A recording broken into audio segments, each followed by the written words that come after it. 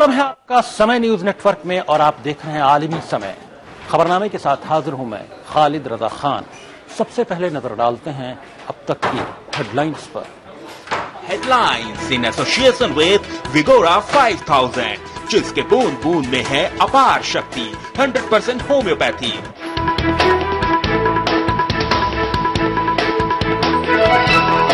UP के झांसी में Samajwadi party की देश बचाओ देश बनाओ रैली। मुलायम सिंह यादव ने कहा, यूपी को नहीं बनने देंगे गुजरात, फिरकापरस्त ताकतों को लिया निशाने पर। अरविंद केजरीवाल का पहला जनता दरबार हंगामे की नजर, सीएम नहीं सुन सके लोगों के मसाइल। लखनऊ में कुमार विश्वास की प्रेस कॉन्फ्रेंस में हंगामा। रामविलास पासवान ने सोनिया गांधी से की मुलाकात, कहा कांग्रेस एलजेपी इत्तेहाद है बरकरार, आरजेडी पर बात करने से किया गुरेज। जस्टिस स्वतंत्र कुमार पर जिनसी इस्तेहसाल का इल्जाम, जज ने दी सफाई, कहा इल्जाम लगाने वाली इंटर्न को जानता ही नहीं। और बैंकॉक में पुरतशद्दुद मुजाहरे जारी, हुकूमत के खिलाफ मुजाहरे कर रहे लोगों पर फायरिंग, 7 अफराद जख्मी।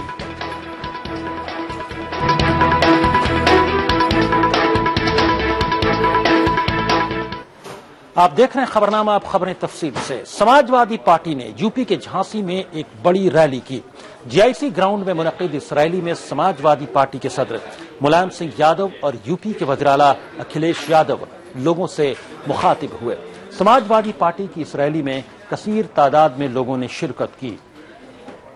आवाम से तकरीर के दौरान एसपी सदर मुलायम सिंह यादव ने समाजवादी पार्टी की हुसूलियाबियां गिनवाई।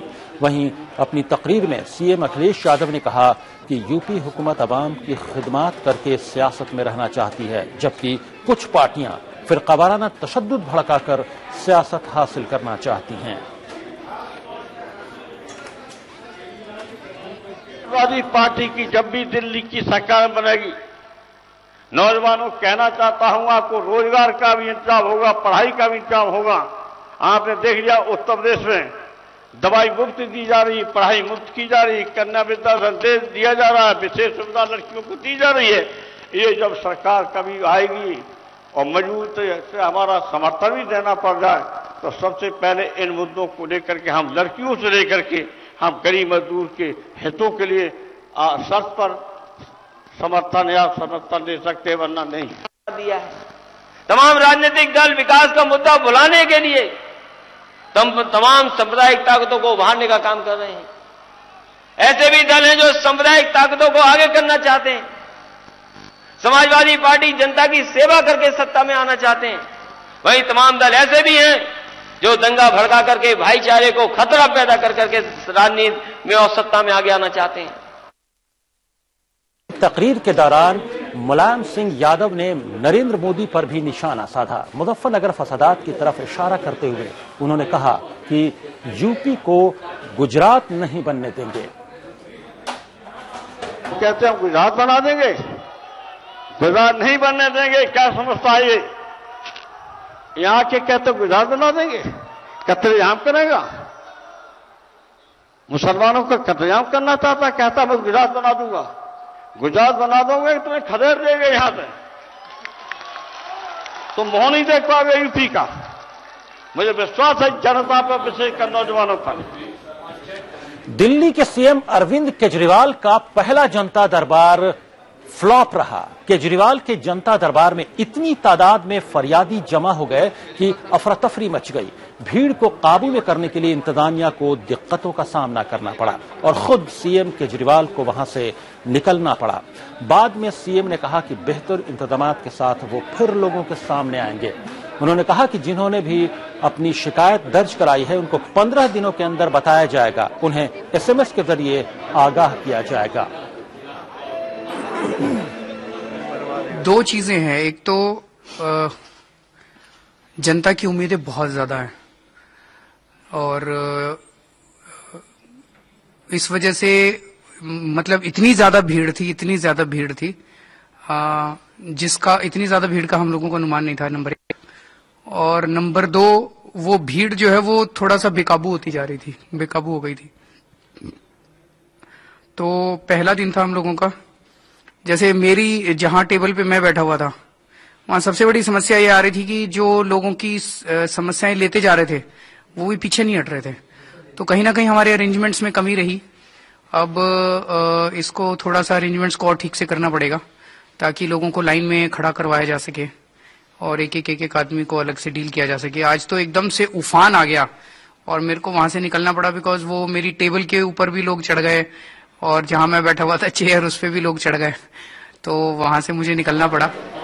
लेकिन इसको थोड़ा सा ठीक कर, अरेंजमेंट्स को थोड़ा ठीक करना पड़ेगा। कांग्रेस के लीडर आम आदमी मीम अफजल ने भी अरविंद केजरीवाल को निशाना बनाया। उन्होंने कहा कि इस तरह सरकार नहीं चलती। साथ ही उन्होंने उम्मीद जताई कि धीरे धीरे ये लोग सीख जाएंगे। देखिए, जो कॉन्सेप्ट है केजरीवाल का कि पार्टिसिपेटिव डेमोक्रेसी और रिप्रेजेंटेटिव डेमोक्रेसी, वो कहते हैं हम पार्टिसिपेटिव डेमोक्रेसी पे अमल कर रहे हैं। तो पार्टिसिपेटिव डेमोक्रेसी में तो यही होगा, 5000 लोग आएंगे तो उनको सुनना पड़ेगा। कैसे आप सुन पाएंगे? तो मैं पहले भी मशवरा दिया है और आज फिर कह रहा हूं कि बहुत प्रैक्टिकल होने की जरूरत है। ये बात हम जानते हैं कि वो एक नए सिस्टम को शुरू करना चाह रहे हैं और एक नया सिस्टम लागू करने की कोशिश कर रहे हैं और जनता में उसको पसंद भी किया जा रहा है, अगर मैं सही बात कहूं तो। लेकिन क्या ये पॉसिबल है कि कोई चीफ मिनिस्टर सुबह को दरबार लगाए, 5000 लोग आए और 5000 लोगों से अलग अलग बात करके वो उनकी संतुष्टि कर सके? मेरे ख्याल है ये इम्प्रैक्टिकल बात है। वहीं दिल्ली बीजेपी के रियासती सदर विजय गोयल ने अरविंद केजरीवाल पर निशाना साधते हुए कहा कि जब इंतजाम नहीं था तो लोगों को बुलाने की जरूरत क्या थी। जनता दरबार के नाम के ऊपर दिल्ली के मुख्यमंत्री अरविंद केजरीवाल ने जो लोगों को बुलाया उससे आम जनता को बहुत ज्यादा समस्याएं हुई है। जनता को लगता है कि उनको मूर्ख बनाया गया। पहले जो व्यवस्थाएं करनी थी वो व्यवस्था नहीं की गई। केवल पॉपुलिस्ट मेयर्स, लोक लुभावनी बात करने के लिए उनको बुला लिया गया और उसके बाद वहां पर किसी प्रकार के ना इंतजाम थे, ना सुनवाई थी और जनता को उसके हाल पर छोड़कर निकल गए। और अब कहते हैं बुधवार को दोबारा लगाएंगे। हमारा कहना यह है कि आप पैरेलल व्यवस्थाएं मत खड़ी करिए जी। जो व्यवस्था पहले बनी हुई है उन्हीं को चुस्त दुरुस्त भ्रष्टाचार रहित करिए, नहीं तो जनता को ऐसे ही समस्याओं का सामना करना पड़ेगा जैसे आज की जनता दरबार के अंदर हुई है। टीम अन्ना की अहम रुकन किरण बेदी ने अरविंद केजरीवाल पर चुटकी लेते हुए कहा है कि केजरीवाल इत्मीनान से सरकार चलाएं। किरण ने अरविंद को नसीहत देते हुए कहा कि सरकार सेक्रेटेरिएट की छत से नहीं चलती है।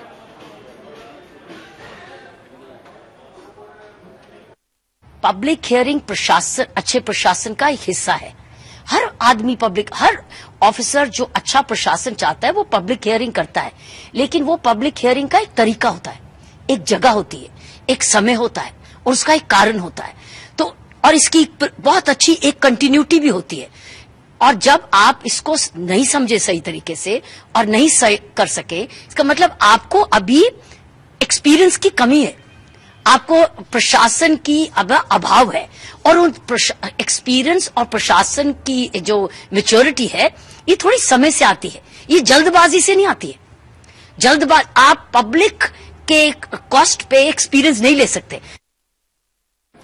लखनऊ में आम आदमी पार्टी के लीडर कुमार विश्वास की प्रेस कॉन्फ्रेंस में हंगामा हुआ। कल अमेठी में रैली करने से पहले आज कुमार विश्वास लखनऊ में प्रेस से बात कर रहे थे। बताया जा रहा है कि हंगामा करने वाला नौजवान मुलायम सिंह यूथ ब्रिगेड का कारकुन था। आम आदमी पार्टी के कारकुनान ने हंगामा करने वाले नौजवान को पकड़ लिया है।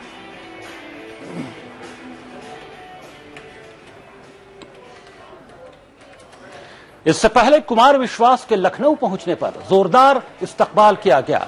कल यानी 12 जनवरी को कुमार विश्वास की अमेठी में रैली है, जिसे जन विश्वास रैली नाम दिया गया है। आपको बता दें कि अमेठी से राहुल गांधी के खिलाफ कुमार विश्वास लोकसभा इंतखाबात लड़ेंगे।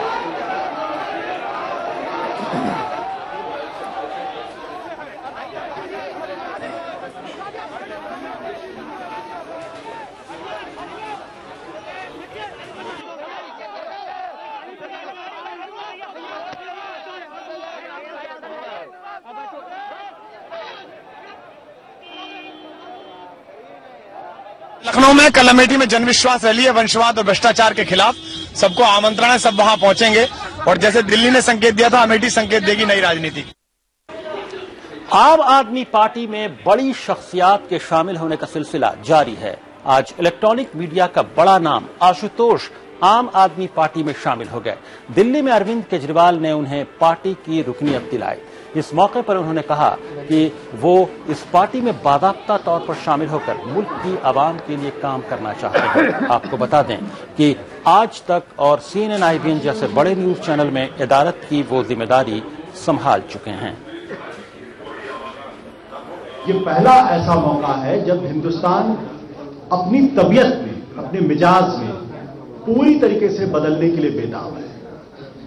वो ये करने के लिए बेताब है कि जो कुछ भी अब तक था राजनीति के नाम पर, उसको फौरन उखाड़ कर फेंक देना चाहिए, क्योंकि वो ऐसी राजनीति थी जो ऊब पैदा करती है, घिन पैदा करती है, डर पैदा करती है। और मुझे लगता है कि एक दिल्ली में महज 28 सीट जीतने के बाद भी अगर पूरे देश में लेकर स्पंदन हो रहा हो और ये स्पंदन इतने बड़े स्तर पर हो कि आप उसका अंदाजा नहीं लगा सकते, वैसे में तटस्थ और निरपेक्ष कैसे रहा जा सकता है, ये सवाल मेरे अंदर बहुत लंबे समय तक चल रहा है। खबरनामे में वक्त हो गया है ब्रेक का, फौरन हाजिर होते हैं कुछ और खबरों के साथ। आप देखते रहिए आल इंडिया।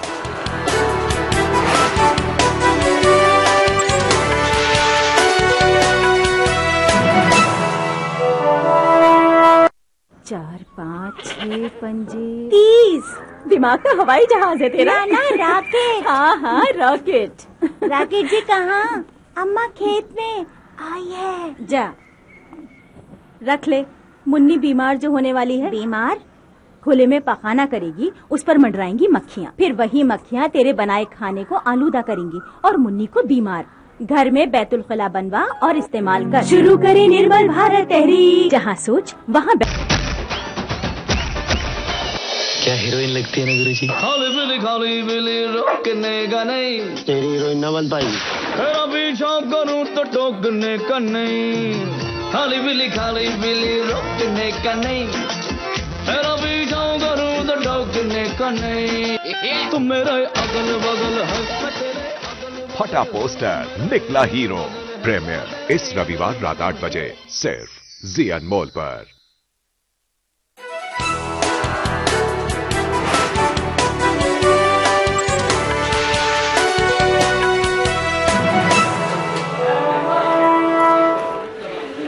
ब्रेक के बाद आलमी समय में आपका फिर खैर मकदम है। आप देख रहे हैं खबरनामा। बीजेपी लीडर सुषमा स्वराज और वज़ीर-ए-आज़म के बीच छिड़ी शायरी की जंग एक कदम और आगे बढ़ गई है। सुषमा स्वराज ने नागपुर में एक रैली से खिताब करते हुए शायराना अंदाज में मनमोहन सिंह को लुटेरों का सरदार बताया। सुषमा स्वराज ने कांग्रेस की सरकार पर बदनवानी और महंगाई बढ़ाने का इल्जाम आयद किया। सुषमा स्वराज ने कहा कि यह सरकार कभी भी मुल्क का भला नहीं कर सकती है। तू इधर उधर की ना बात कर, ये बता कि काफिला क्यों लुटा। काफिले का मुखिया तुम हो। तू इधर उधर की ना बात कर, ये बता कि काफिला क्यों लुटा। हमें रहजनों से गिला नहीं, तेरी रहबरी का सवाल है। उन्होंने कोई और अजीब सा शेर पढ़ के मेरा जवाब दे दिया, लेकिन आज इस मंच से उसका जवाब देना चाहती हूँ। रहजन कहते हैं डाकू को, रहबर कहते हैं अपने मालिक, अपने मुखिया को। मैंने कहा था मैं बताऊं कि काफिला क्यों लुटा, मैं बताऊं कि काफिला क्यों लुटा। तेरा रहजनों से था वास्ता। ये जो डाकू बैठे हैं तुम्हारे यहाँ, जो लुटेरे बैठे हैं, इनके ऊपर आपका वरद हस्त था। मैं बताऊं कि काफिला क्यों लुटा। तेरा रहजनों से था वास्ता, हमें रहजनों से गिला नहीं, तेरी रहबरी पे मलाल है। आतंक भ्रष्टाचार में डूबी हुई सरकार की सदारत कर रहे हैं सरदार मनमोहन सिंह। पर अब उन्होंने कह दिया कि सरकार से पिंड छूटे ना छूटे, मैं तो अपना पिंड छुटा रहा हूं। उन्होंने कह दिया मैं तीसरी बार खड़ा नहीं होऊंगा।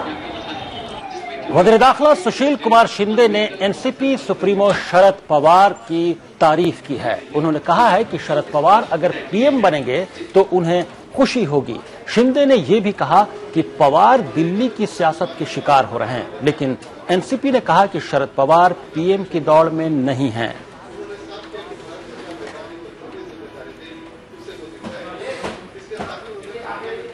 रामविलास पासवान ने आज कांग्रेस सदर सोनिया गांधी से मुलाकात की है। ऐसा माना जा रहा है कि रामविलास पासवान ने आम इंतखाबात में सीटों के बंटवारे को लेकर ये मुलाकात की है। बाद में मीडिया से बात करते हुए उन्होंने कहा कि वो कांग्रेस के साथ इत्तेहाद के लिए तैयार हैं। हालांकि आरजेडी के साथ गठजोड़ पर पासवान चुप्पी साध गए।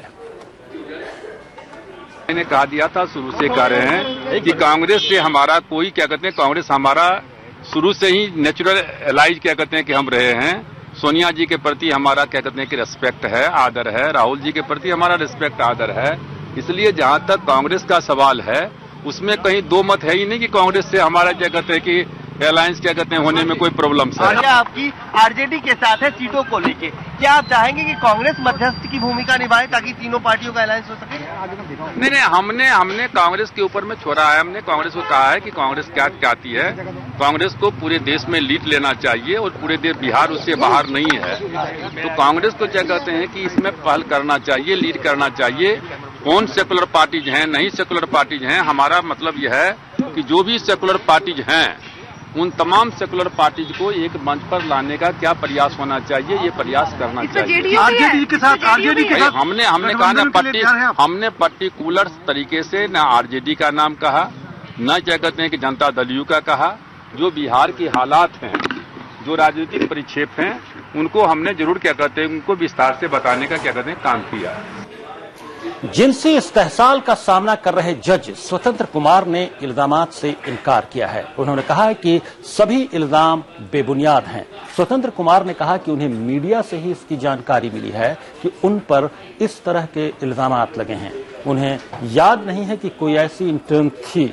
आपको बता दें कि जस्टिस गांगुली के बाद दूसरे जज हैं ये जिन पर ट्रेनी वकील ने जिनसी इस्तेहसाल का इल्जाम आयद किया है।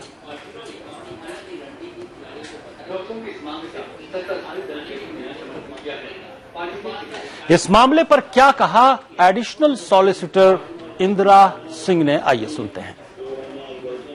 अगर सुप्रीम कोर्ट इस मामले की जांच करेंगे तो बहुत ही अच्छा सोशल इम्पैक्ट होगा। मुझे लगता है कि आने वाले दिनों में किसी जज की हिम्मत नहीं होगी कि किसी लड़की के ऊपर हाथ उठाना या छेड़ना।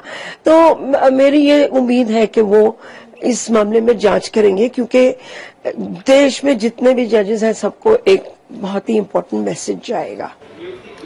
मुजफ्फरनगर फसादात मामले में यूपी सरकार के खिलाफ सुप्रीम कोर्ट में मफादनामा की अर्जी दाखिल की गई है। अर्जीगुजार ने मुतालबा किया है कि अदालत को इस मामले में अज खुद नोटिस लेना चाहिए और यूपी सरकार के खिलाफ मुजरिमाना मामला चलाना चाहिए। अर्जी में कहा गया है कि रियासती हुकूमत ने पहले फसाद मुतासरीन की हर मुमकिन मदद का वादा किया था, लेकिन उसने अपने वादे पर अमल नहीं किया और मदद देने के बजाय मुतासरीन के गैर मुस्तकिल ठिकाने पर ही बुलडोजर चलवा दिया। मुजफ्फरनगर में हुए तशद्दुद के बाद फसाद मुतासरीन कैंपों में हरियाणा के सोनीपत से भी आए कुछ लोग रह रहे हैं। इंतजामिया की सख्ती की वजह से इनमें से कुछ लोगों पर सरकारी जमीन पर कब्जे का मुकदमा हो चुका है। मुजफ्फरनगर में हुए फसादात के बाद ये भी दहशत में थे और घर छोड़कर मलकपुर पहुंच गए। इन लोगों का कहना है कि उन्हें खदशा है कि अगर वो अपने घरों को लौटे तो उन्हें फिर परेशान किया जाएगा।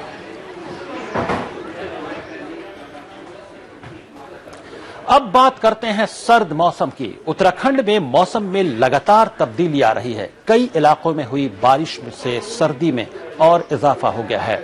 ऊंचे इलाकों में कई जगह खूब बर्फबारी भी हुई है। मसूरी में बर्फबारी से सर्दी तो बढ़ी है, लेकिन सयाह इसका खूब लुत्फ उठा रहे हैं।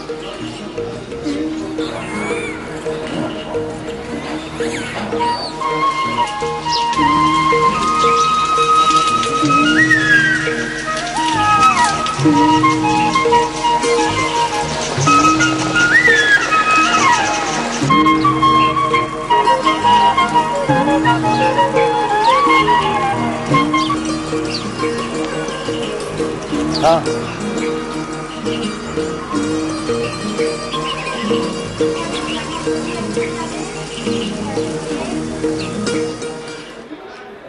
सर्दी पड़ने के बावजूद, खूब बर्फ पड़ने के बावजूद मौसम इतना सुहाना हो गया है कि जो सयाह हैं वो खूब इसका लुत्फ उठा रहे हैं और बड़ी तादाद में सयाह भी पहुंच रहे हैं बर्फबारी का मजा लेने। खबरनामे में यहां पर रुकेंगे, एक और ब्रेक के लिए फौरन हाजिर होते हैं कुछ इंटरनेशनल खबरों के साथ। आप देखते रहिए आलमी समय।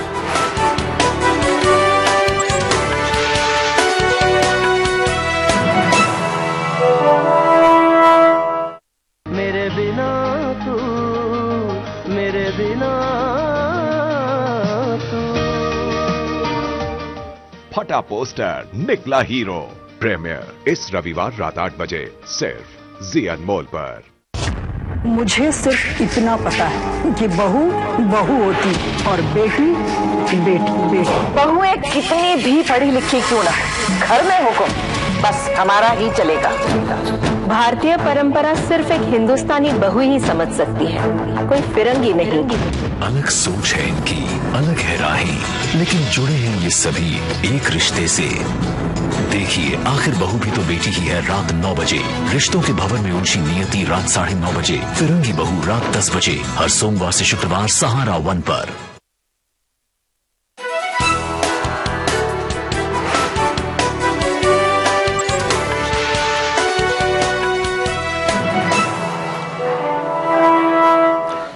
ब्रेक के बाद आलमी समय में फिर हाजिर हूं मैं। खबरनामे में अब नजर डालते हैं कुछ बैनुल-अक़वामी खबरों पर।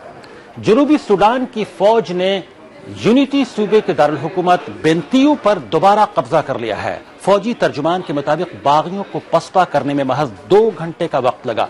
बागियों की जानिब से मामूली मुजाहमत हुई जो फौज की पेशरफ्त रोकने के लिए नाकाफी थी। फौजी तर्जुमान ने यह भी कहा है कि बेंतियू पर अब उसका मुकम्मल कंट्रोल है और ब्रिगेडियर जनरल मकाल को खुद सुपुर्दगी के लिए मजबूर कर दिया गया है। उन्होंने खुद सुपुर्दगी सूडान की मुसल्लह फौज के सामने की। मकाल के अलावा कई दीगर बागियों ने भी खुद सुपुर्दगी की है। इसके साथ ही सरकारी फौज का कस्बे के तेल कुएं पर भी कंट्रोल हो गया है।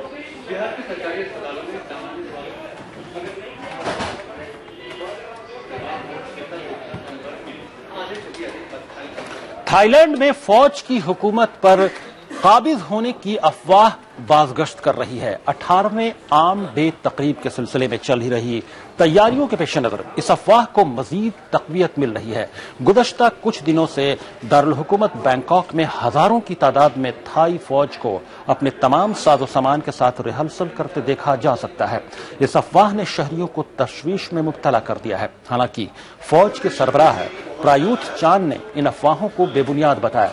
चान ने कहा कि फौज मुल्क में अमन अमान की सूरत हाल पर नजर रखे हुए है, लेकिन हुकूमत संभालने का उनका कोई इरादा नहीं है।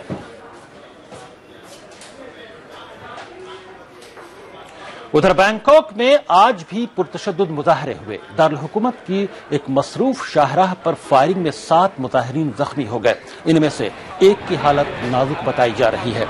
अगले हफ्ते से हिज़्ब मुखालिफ ने मुल्कगीर सतह पर हड़ताल का ऐलान किया है। इसे देखते हुए हुकूमत ने शहर में अमन व अमान कायम करने के लिए 14,000 हिफाजती एहलकारों को तैनात करने का फैसला किया है।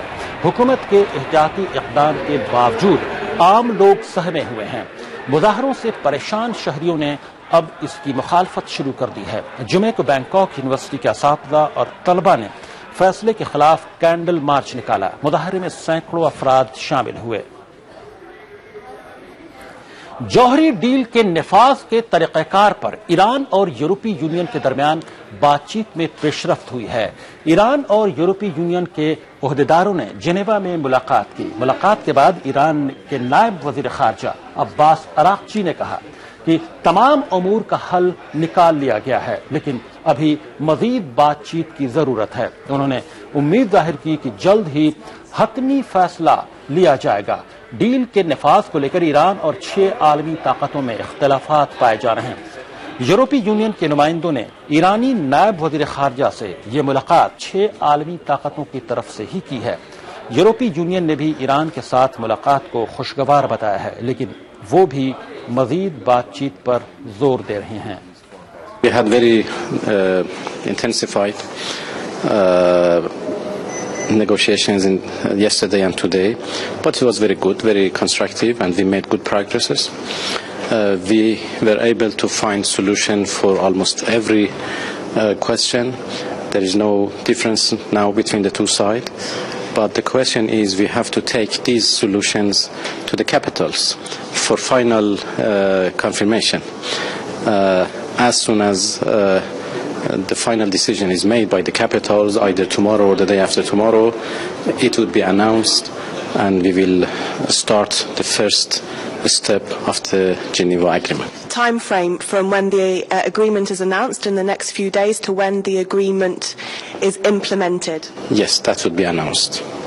An initial date has been decided, but once the whole idea is confirmed by the capitals, it would be announced. Days, weeks, months, an indication? No, less than 10 days perhaps. Bangladesh की वज़ीर-ए-आज़म शेख हसीना वाजिद ने मुल्क में जारी तशद्दुद पर अपना रुख मजीद सख्त कर दिया है। उन्होंने तशद्दुद के खात्मे के लिए सख्त कदम उठाने की बात कही है और मुल्क में एहतजाज की सकाफत को खत्म कर दिया जाएगा। ढाका में एक रैली से खिताब करते हुए शेख हसीना ने कहा कि अवाम की जान माल की हिफाजत को यकीनी बनाया जाएगा। बांग्लादेश में हुकूमत और अपोजिशन के दरमियान शदीद इख्तलाफात हैं। हाल ही में हुए पार्लियामानी इंतखाबात का भी अपोजिशन ने बाइकॉट किया था। इसके सबब शेख हसीना हुकूमत को यकतरफा कामयाबी हासिल हुई थी। इंतखाबात के दौरान भी तशद्दुद हुआ और 100 के करीब अफराद मारे गए। बैनुल-अक़वामी मुआयनाकारों ने भी खुद को इंतखाबात से दूर ही रखा था। रैली से खिताब करते हुए शेख हसीना ने यह भी कहा कि उनकी हुकूमत 12 जनवरी को हलफ उठाएगी। इस दौरान कई वज़रा की भी हलफ बर्दारी होगी। इसराइल के साबिक वज़ीर-ए-आज़म एरियल शेरोन बिलाखिर इंतकाल कर गए हैं। 85 साला शेरोन 2006 से कोमा में थे और तेल अवीव के एक अस्पताल में उनका इलाज चल रहा था। गुज़श्ता चंद रोज से उनकी तबीयत खराब होने की खबरें आ रही थीं। इसराइली हुकूमत ने तो उनकी आखिरी रसूम की तैयारियां भी शुरू कर दी थीं। सख्त कलामी के लिए मशहूर शेरोन ने 2001 में इसराइल के वज़ीर-ए-आज़म बने थे। फिलिस्तीन के मकबूजा इलाकों में यहूदी बस्तियों की तामीर के सबब वो काफी तनाज़ात में भी घिरे। ताहम 2005 में गजा से इसराइली फौज वापस बुलाने का काम भी उन्होंने ही किया था। इस तरह गजा से इसराइल का 38 साल पुराना तसल्लुत इख्तिताम को पहुंचा। एरियल शेरोन पहले सख्तगीर लिकूड पार्टी से वाबस्ता थे, लेकिन बाद में उन्होंने कदीमा नाम से अपनी अलग पार्टी बना ली थी। खबरनामे के आखिर में अहम खबरों की सुर्खियों पर दोबारा एक नजर। हेडलाइंस इन एसोसिएशन विद विगोरा 5000, जिसके बूंद बूंद में है अपार शक्ति, 100% होम्योपैथी।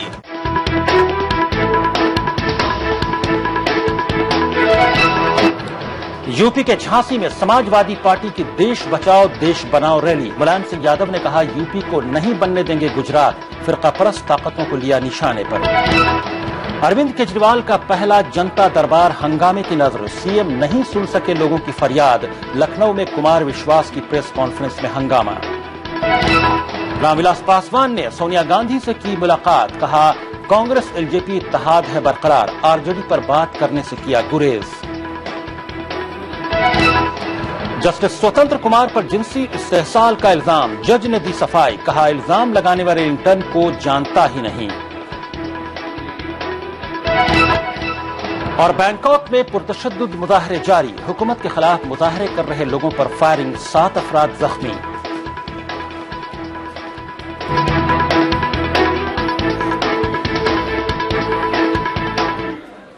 खबरनामे में फिलहाल इतना ही। आप आलमी समय को इंटरनेट पर भी देख सकते हैं। लॉग ऑन करें www.samaylive.com। फिलहाल खालिद रजा को दीजिए इजाजत, मगर आप देखते रहिए आलमी समय।